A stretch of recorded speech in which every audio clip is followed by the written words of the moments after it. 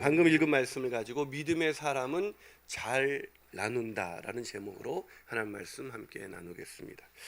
나눔과 봉사 정신을 세계에 퍼뜨린 아주 아름다운 여배우가 있습니다. 바로 오드리 헵번이죠. 이 오드리 헵번, 이 햇반이 아닙니다. 헵번. 예. 오드리 헵번이 이런 말을 했습니다. 날씬한 몸매를 갖고 싶으면 당신의 음식을 배고픈 사람과 나누세요. 예, 갑자기 찔림이 오시지 않습니까? 하지만 우리가 나눔이 우리 인생의 축복이라는 것을 알면서도 나눈다는 게 사실 쉽지가 않습니다. 빵을 매우 좋아하는 한 아이가 있었습니다. 이 아이가 하나님께 감사 기도를 드린 후 빵을 먹었습니다. 그런데 이 아이가 빵을 먹고 났는데 이 남겨진 형을 위해서 이 남겨진 빵에 욕심이 가는 거예요. 그래서 엄마 눈치를 보면서 슬쩍 빵을 집으려고 하는데 이를 지켜보던 엄마가 이렇게 말했습니다. 얘야, 빵을 많이 먹으면 배탈이 난단다. 하나님께 기도해보렴. 그럼 뭐라고 말씀하실까? 이렇게 타일렀습니다. 엄마가 말을 마치자 아이는 바로 기도했습니다. 그런데 기도가 끝나자마자 빵을 먹는 거예요. 그래서 화가 난 엄마가 도대체 너 기도는 해봤니? 기도하고 왜 빵을 먹는 거야? 도대체 뭐라고 기도했어? 그랬더니 이 아이가 이렇게 말했습니다. 네 엄마, 저는 이렇게 기도했어요. 뭐라고 기도했는데 빵을 2개나 먹어도 배탈이 나지 않게 도와주시옵소서. 사랑하는 여러분, 물질 만능주의 시대를 살아가는 우리에게 가장 어려운 것이 있다면 그것은 바로 나눔입니다. 나눔. 근데 오늘 본문에는 믿기 어려운 나눔을 실천하는 사람들이 기록되어 있습니다. 자, 오늘 본문 44절에서 45절 한번 같이 읽어보겠습니다. 시작. 믿는 사람이 다 함께 있어 모든 물건을 서로 통용하고 또 재산과 소유를 팔아 각 사람의 필요를 따라 나눠주었다. 여러분 놀랍지 않습니까? 정말 우리가 이해하기 힘든 구절 중에 하나가 이 구절이 아닐까. 어떻게 이것을 적용할 수가 있을까? 어떻게 믿는 사람이 다 함께 모든 물건을 서로 통용하고 모든 재산과 소유를 각 사람의 필요에 따라서 나눠줄 수가 있을까? 여러분 이게 가능할 수 있을까요? 여러분 공산주의의 이상이 실현된 적이 없었습니다. 가끔 어떤 사람이 자신의 모든 전 재산을 기부하는 것을 본 적이 있습니다.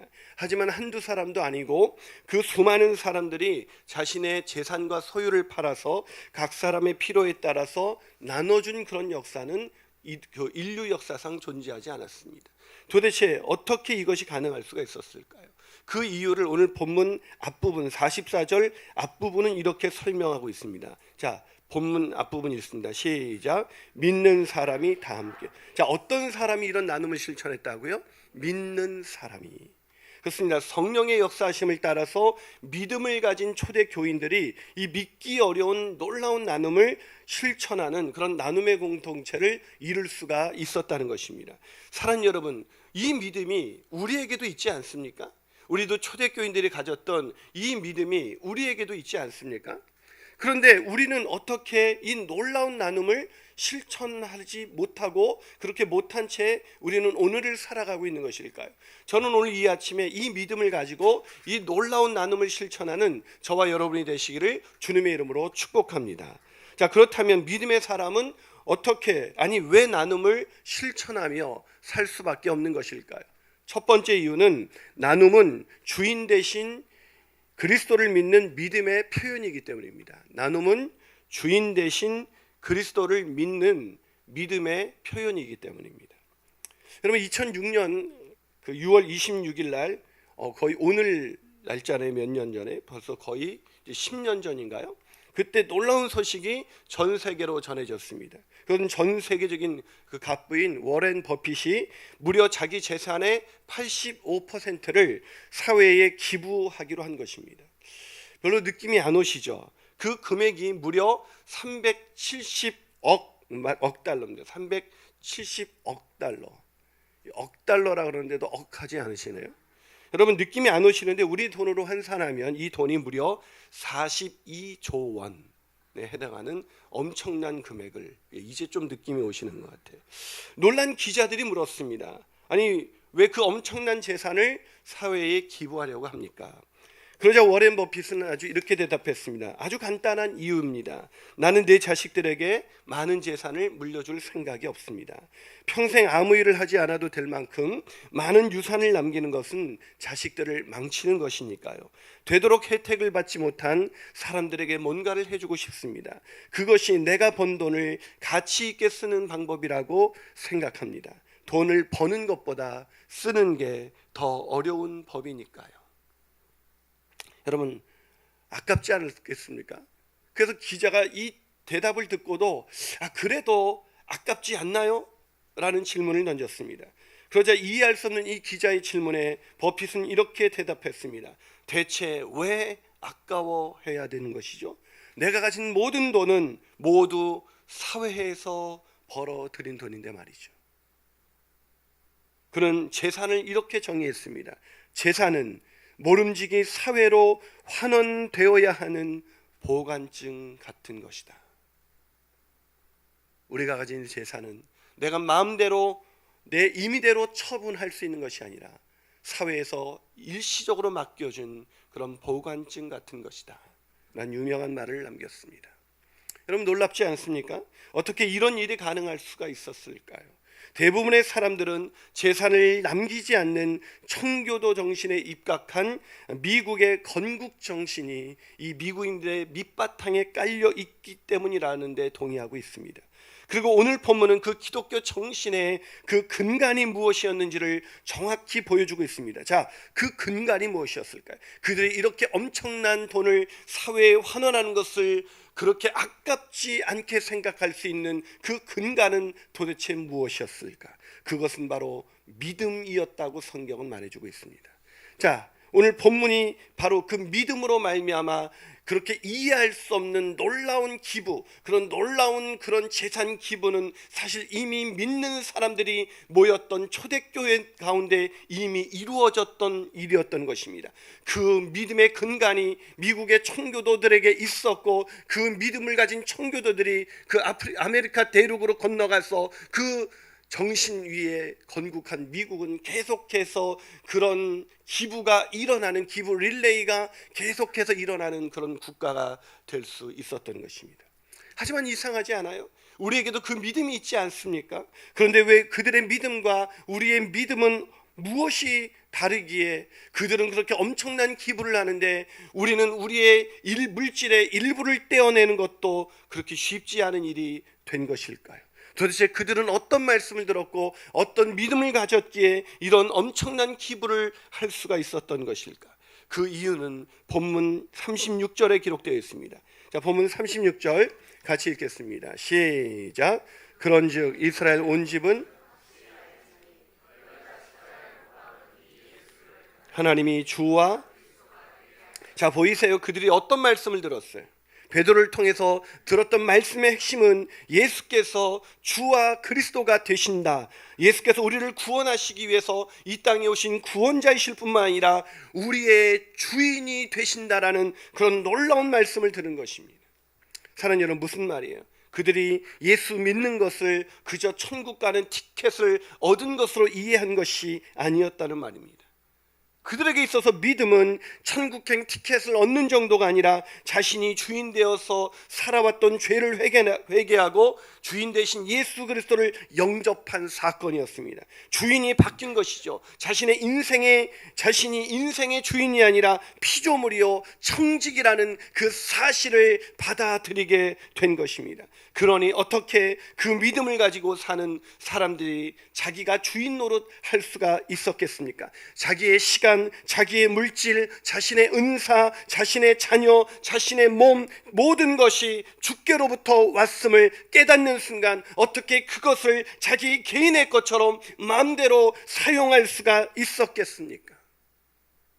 하지만 안타깝게도 오늘 많은 사람들이 주와 그리스도를, 예수를 믿는다고 하면서도 자기 맘대로 살아갑니다. 자기 맘대로 돈을 쓰고 자기 맘대로 시간을 쓰고 자기 맘대로 몸을 사용합니다. 재산을 팔아 나눠 주기는커녕 작은 재물을 나누는데도 매우 인색한 그리스도인이라고 불리는 이상한 사람들이 오늘날 살아가고 있는 것입니다. 사랑 여러분, 질문해 볼까요? 그들이 믿는 믿음이, 초대교인들의 그 믿었던 그 믿음이, 아니 청교도들이 믿었던 그 믿음이 바로 사람들, 그런 작은 나눔에도 인색한 사람들이 가졌던 믿음과 동일한 믿음일 수가 있을까요? 마틴 로이드 존스는 그의 책 사도행전에서 이렇게 해석합니다. 우리는 본문이 제시하는 초대교인들의 모습과 일치합니까? 우리는 본문이 말하는 것을 하고 있습니까? 이것들은 절대적인 것들입니다. 이것은 피할 수 없습니다. 우리는 그리스도인이거나 그리스도인이 아니거나 둘 중에 하나입니다. 무슨 말을 하고 있는 거예요? 나눔을 실천하는 것, 그것이 절대적인 것, 그것은 반드시 피할 수 없는 것, 그것은 그리스도인이라면 누구에게나 나타날 수밖에 없는 것이라는 것입니다. 다시 말해서 나눔에 인색한 채 살아가고 있다면 그 사람은 그리스도인이 아니라고 마틴 로이드 존스는 말하고 있는 것입니다. 사랑하는 여러분, 우리가 진정한 그리스도인이라면 우리는 나눔에 인색할 수가 없습니다. 우리의 주인이 바뀌었기 때문입니다. 우리의 주인 대신 그리스도께서 내가 가진 물질이 내 것이 아니라 하나님의 것이라고 말씀하고 있기 때문에 그 믿음으로 살아가는 사람들은 나눔을 실천하며 사는 것, 그것이 너무나 당연한 것입니다. 그런 나눔을 실천하며 살아가는 저와 여러분이 되시기를 주님의 이름으로 축복합니다. 한 발 더 나가서 믿음의 사람은 왜 나눔을 실천할 수밖에 없는 것일까요? 그 두 번째 비결은 나눔은 사랑으로 하나 된 연합의 표현이기 때문입니다. 사랑으로 하나 된 연합의 표현입니다. 며칠 전 TV 특종 세상에서 아주 이해할 수 없는 광경을 목격하게 되었습니다. 어떤 한 아주머니께서 길에 방치된 일명 길고양이 아시죠? 이 길고양이를 돌보는데 완전히 정도가 너무 심했습니다. 이 신발까지 벗어 던진 채 맨발로 담장을 넘으면서 수많은 그 반경 몇 킬로미터 내에 있는 모든 길고양이를 이분이 돌보는데, 아마 보신 분들도 있을 거예요. 이 길고양이를 돌보시는데 막 사료를 사다가 그 길고양이가 먹어야 되는 곳에 그걸 놓느라고 정신이 없어요. 맨발로 뛰어다니면서 그 길고양이가 굶을까봐 막 그렇게 뛰어다니고, 또 이렇게 비가 오면 이 축축한 몸을 이렇게 잘 하라고 막 옷 같은 것을 깔아주고 그 수건 같은 걸 깔아주면서 그렇게 다녔어요. 이 사료값이 장난이 아니죠. 근데 이 아주머니가 얼마나 심했냐면 그 사료값이 너무 비싸니까 이 사료값을 벌기 위해서 매우 고된 노동을 해요. 그 노동에서 온 모든 돈을 하나도 남김없이 그 사료를 사는데 다 사용합니다. 심지어 자신의 월급은 물론 폐물까지 팔아서 그 길고양이가 먹어야 되는 그 사료들을 사는 거예요.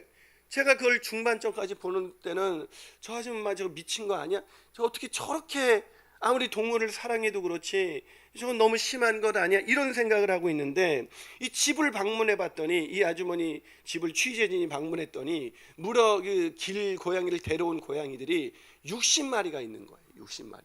그 방은 아파트 방 2칸짜리, 작은 2칸짜리 있는 허름하고 정말 오래된 그런 아파트였어요.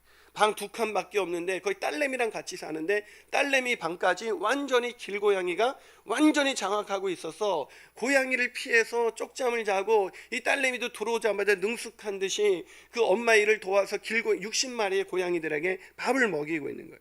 이 사료를 먹이고 있는 거예요. 그러니까 이렇게 많냐니까 한때는 120마리까지 있었는데 이 분양을 해주다 보니까 이제 60마리밖에 안 남았다는 거예요. 제가 그걸 보면서 와, 어떻게 저 사람은 진짜 정상이 아니야, 어떻게 저렇게 살 수 있을까, 이렇게 생각을 했는데 이 사람이 정신이 이렇게 나간 그런 사람은 아니었습니다. 근데 이 사람이 왜 그랬을까 한번 상담을 받아보기로 하고 이제 그분들의 동의를 얻어서 이 전문 상담가하고 상담을 해봤더니, 이 피부치라고는 이 치매에 걸린 엄마밖에 없었는데 이 치매에 걸린 친정 어머니가 10년 전에 극진한 간호에도 불구하고 이 세상을 떠나서 자기 홀로만 남아서 외톨이가 된 거예요. 치매에 걸린 친정 엄마였지만 그 엄마를 돌보면서 유일한 그 피부치와 함께 자신의 존재감을 느끼면서 살았는데, 그 어머니가 세상을 떠나자 홀로 남겨진 그녀가 시대에 빠져서 너무나 외롭고 너무나 그렇게 힘든 거예요. 그런 상황에서 길을 가다가 길 고양이를 만났는데, 그 홀로 길에 버려져서 홀로 있는 그 길 고양이의 모습이 마치 홀로 남겨진 자신의 모습과 너무나 똑같은 거예요. 그래서 이 아주머니가 그때부터 이 자신의 모습이 그 길고양이 속에서 보이기 시작하니까, 그때부터 이 고양이를 데려다가 마치 자식처럼, 아니 자기 자신을 돌보듯이 그렇게 미친 듯이 돌보기 시작한 거죠. 그녀에게 고양이는 남이 아니라 바로 자기 자신이었던 것입니다. 저는 이 프로그램을 보면서 한 가지를 깨달은 것이 있습니다. 사람이 다른 어떤 대상을 향해서 자기 자신을 투사시킬 때, 즉 다른 대상 속에서 그 자기 자신의 모습이 보일 때 그 대상을 위해서 못할 짓이 없다는 것입니다. 못할 짓이. 그러면서 오늘 본문이 깨달아지기 시작했습니다. 여러분, 우리가 진짜 이해할 수 없는 본문이 이게 아니겠습니까? 여러분, 우리가 아무리 서로를 사랑하고 목장 식구를 사랑하고 그런다고 해서 우리가 서로 물건을 통용하고 내 재산을 다 팔아서 그렇게 물건을 나누는 목자들이 여지껏 있었습니까? 그건 이해할 수 없는 건, 목자는커녕 목사도 그런 사람이 없었습니다.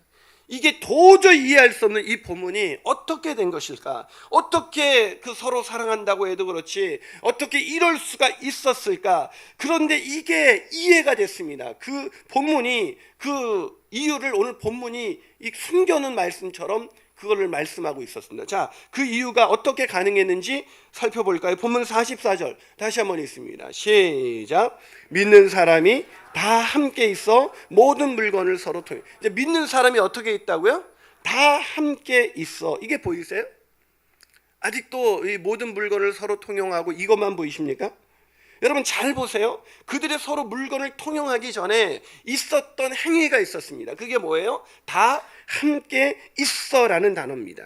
자, 이 다 함께 있어, 이게 무슨 얘기입니까? 다 함께 있었다는 이 얘기는 서로 하나가 되기 위해서 연합되어 가고 있었다는 것입니다. 그들이 단순히 타인으로 존재한 것이 아니라 함께 서로를 투영하시면서 서로에게서 서로의 모습을 발견하면서 함께 지체가 되어서 함께 어우러져서 함께 하나 된 모습을 보는 순간 그들은 그 자신의 모든 재산을 나눌 수밖에 없었던 것입니다.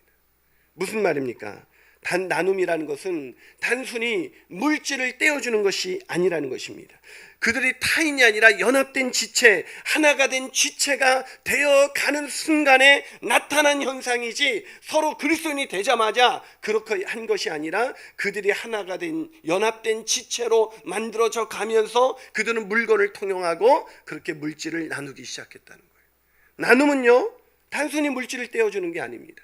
나눔은 불쌍한 누군가를 돕는 것도 아닙니다. 나눔은 어려운 교회를 위해서 쿠폰을 사는 것도 아닙니다. 나눔은 그리스도의 사랑으로 연합된 사람들이 서로의 필요를 자연스럽게 채워주는 과정인 것입니다. 그러기에 나누기를 원한다면 우리를 그리스도 안에서 연합하게 하신 그 하나님의 연합을 먼저 느껴야 하는 것입니다. 여러분, 아까 영상에도 나왔지만 그 할아버지 할머니의 이야기를 들을 때 여러분 마음 어떻습니까? 어떤 사람은 마음에 찡한 감동이 왔겠지만 어떤 사람은 그렇지 않습니다. 그 차이가 뭘까요? 그 노인의 이야기가 자기의 이야기로 들려질 때, 그 노인의 모습이 내 모습으로 느껴질 때 우리가 눈물이 나는 것입니다. 가슴이 찡해지는 것입니다. 그러나 아직 젊은 사람들은 그런가 보다 할 때 그것이 우리의 마음에 어떤 감동도 주지 않습니다.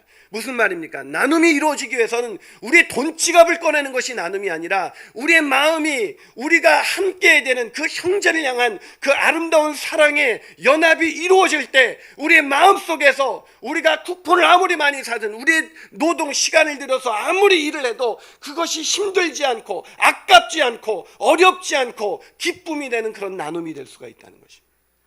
여러분, 이제 단기 선교를 떠나게 되겠지만 그 단기 선교 떠나서 누군가 타인을 위해서 도와주러 간 장소라면 매우 힘들 것입니다. 그러나 거기 가기 전에 우리가 기도를 통해서 그들과 하나된 연합이 이루어질 때, 우리를 연합케 하신 하나님의 놀라우신 사랑이 깨달아질 때, 우리는 거기에 가서 정말 아픈지도 모르고 힘든지도 모르고 너무나 즐거운 나눔을 할 수가 있게 되는 것입니다. 그런 아름다운 나눔을 행하게 되시는 저와 여러분이 되시기를 주님의 이름으로 축원합니다. 마지막으로 믿음의 사람은 왜 나눔을 실천하며 살게 되는 것일까요? 그 세 번째 비결은, 나눔은 그리스도의 사랑을 깨닫는 배움의 표현이기 때문입니다. 그리스도의 사랑을 깨닫는 배움의 표현이다. 여러분, 한 거린이 구걸을 하고 있었습니다. 근데 이때 지나가던 한 가난한 그리스도인이, 그 사람도 가난한데 자기도 가난한데, 여러분, 가난한 사람이 가난한 사람 돕죠. 부자가 가난한 사람에게 나눌 수 있는 게 아니에요. 이 가난한 그리스도인이 꼭 자기 어려움을 보는 것 같아서 그냥 지나칠 수가 없었습니다. 근데 주머니를 뒤져보니까 돈이 없는 거예요.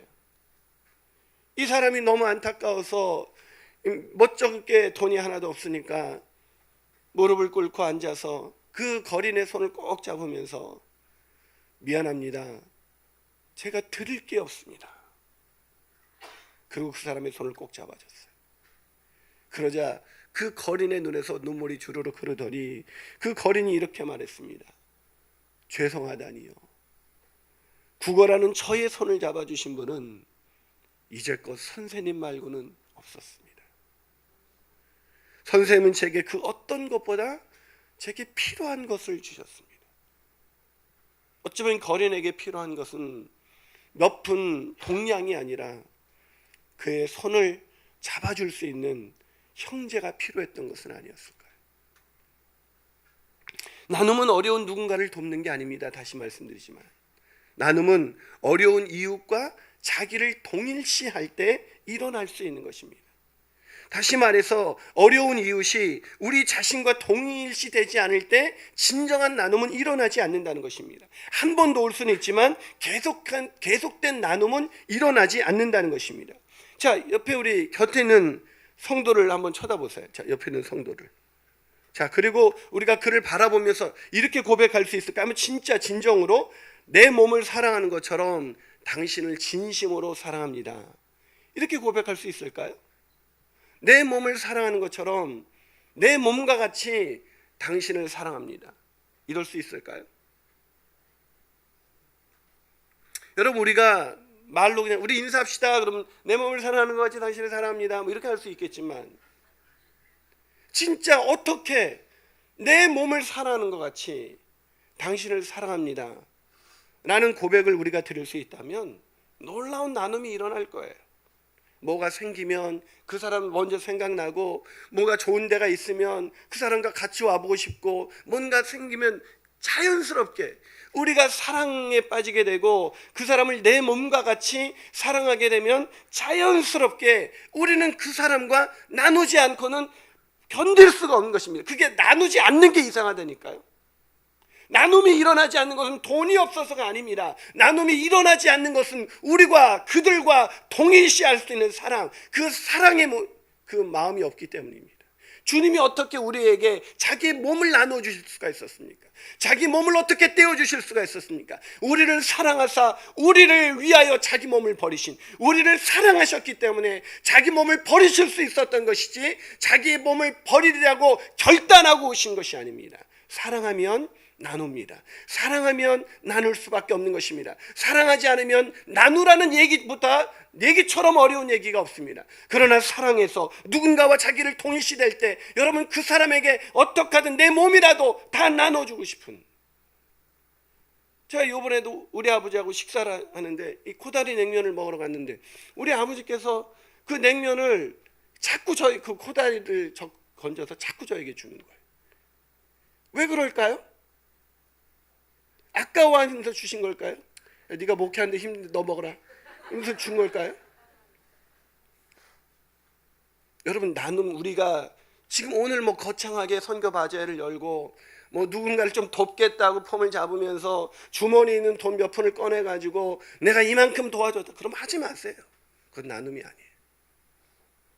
나눔은 지금도 어떤 우리의 고향 교회 같은 그 시골 교회에서 기도하는 우리의 형제들, 거기에서 정말 애쓰면서 그것을 지키면서 복음을 위해서 애쓰고 있는 그분들을 향한 사랑, 하나님 그 사랑이 나에게 부어지고 그 사랑이 나에게 있을 때 우리는 오늘 정말 기쁜 마음으로 아깝지 않은 과소비를 할 수가 있는 거예요.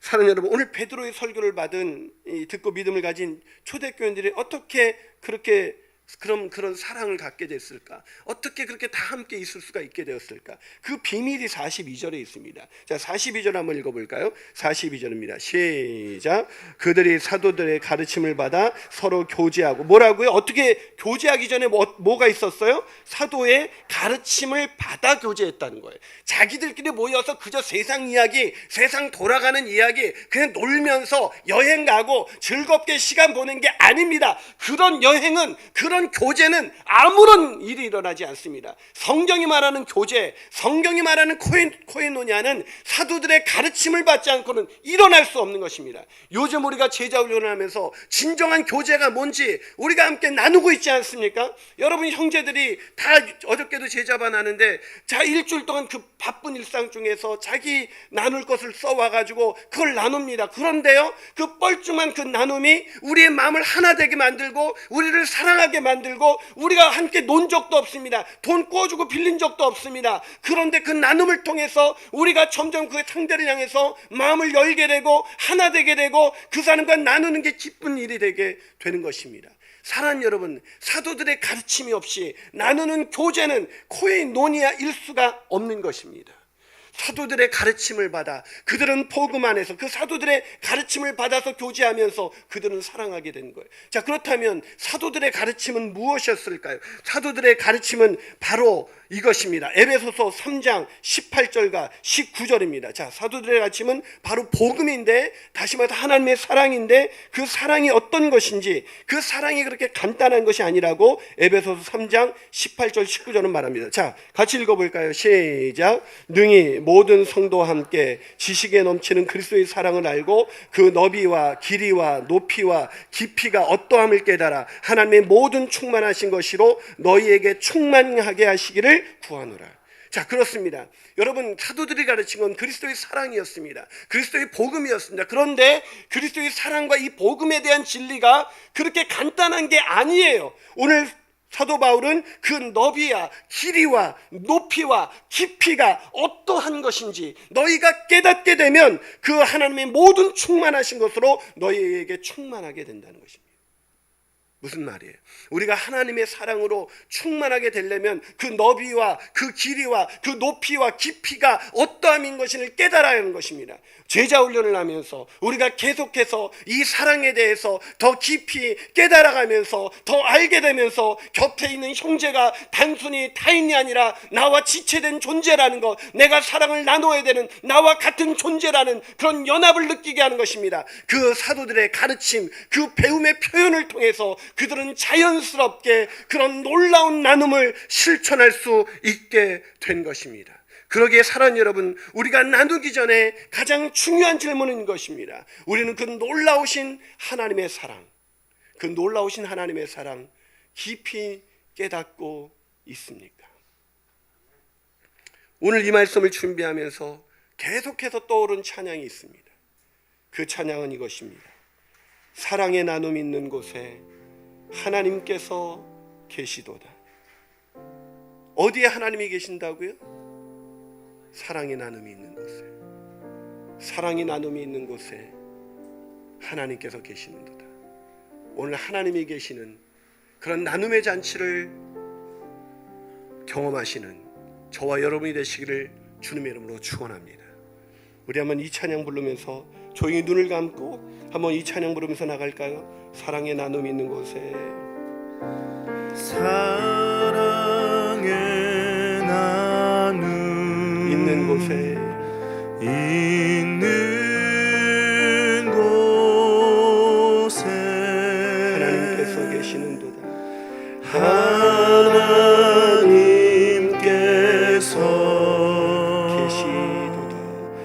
계시도다. 다시 한번 고백합니다.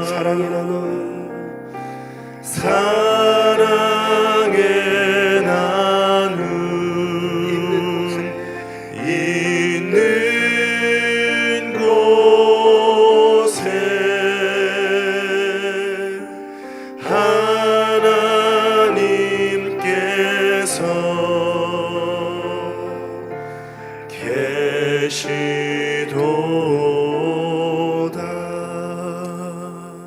하나님 아버지, 그렇습니다. 사랑의 나눔이 있는 곳에 하나님께서 계심을 믿습니다. 그러나 주님, 우리 안에 하나님이 없다면, 우리 안에 예수 그리스도가 존재하지 않는다면 나눔처럼 어려운 일은 없을 것입니다. 그러나 우리 안에 계신 그리스도, 그 그리스도로 인해서 갖게 된 그 믿음으로 말미암아 옆에 있는 형제와 연합하게 하시고, 그 형제의 모습 속에 내 모습이 있음을 보게 하셔서 그 형제를 향해서 내 가진 것, 아니 나에게 잠시 맡겨준 그 물질을 떼어줄 수 있도록, 시간을 떼어줄 수 있도록, 내 은사를 떼어줄 수 있도록, 내 재능을 떼어줄 수 있도록 역사하시는 하나님, 그 하나님의 역사가 오늘부터 단기 선교를 하는 그날까지 놀랍게 일어나게 하여 주옵소서. 초대교회 그 역사가 주님, 오늘 우리가 잠시 맛보고 경험하는 그런 놀라운 체험의 순간이 되게 하셔서 이 사랑의 나눔을 통해서 우리의 마음이 더 기쁘고 우리 마음이 더 즐겁고 우리 마음이 더 행복한 시간 되게 하여 주시옵소서. 주님, 지금도 지방에서 어려운 교회에서 애쓰고 있는 우리의 형제들, 그 형제들 향한 우리의 눈을 열어주셔서 주님, 그들이 우리의 모습이라는 것 알게 하여 주셔서 우리가 그들을 위해서 기도하게 하시고 나누게 하셔서 주님, 이번 여름 참 행복하고 즐거운 그런 목장들이 다 될 수 있도록 축복하여 주시옵소서.